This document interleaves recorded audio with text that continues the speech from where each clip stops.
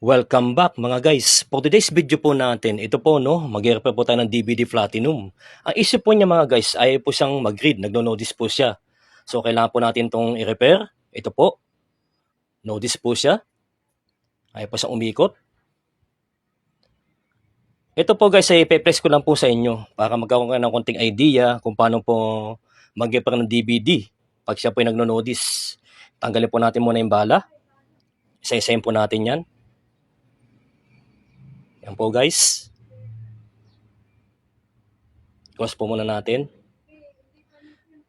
So guys, yan po. Tanggalin po natin pinaka-lens sa ilalim. Papakita ko po sa inyo guys ang lens kung anong itsura niya. Yan po guys ang isang buong lens. Pwede naman po siyang i-adjust. Subalit kung mayroon naman po kayo na bagong pampalit, palitan na po yung isang buo. Yan po guys isang buo. Palitan po natin. Ilalabas na lang po natin. Wala pong cut yung ating video para makita po nyo kung paano po siya umikot, paano siya mag-read. So guys, yan po. Kakabit na po natin. Ang pag-repair po mga guys ng DVD ay dahan-dahan lang. Hindi po tayo pwede magmadali para mapaganda po ang ating trabaho.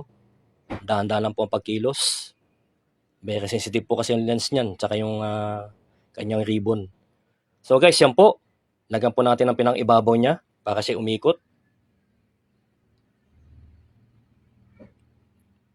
Antayin po natin guys. Pag siya po yung nag-0-0 na, ibig sabihin po, nag-count na po siya. Ibig sabihin, gawa na po ang ating ginagawang DVD. Yan po guys, antayin po natin load niya kung siya magsi-0-0. Yan po, napaikutan natin. Yan po guys, napagawa na po natin mga guys. Nag-0-0 na siya, nag-count na siya ng 0-0. So, nabuo na po natin ang isang DVD Platinum na ating ginagawa. Yan po guys. So guys, yan po. Maraming salamat po guys sa pagsubaybay sa mga video. Sana nagkaroon po ka ng idea. Thank you for watching. Follow and share. God bless us all. Thank you guys. Hanggang sa muli po.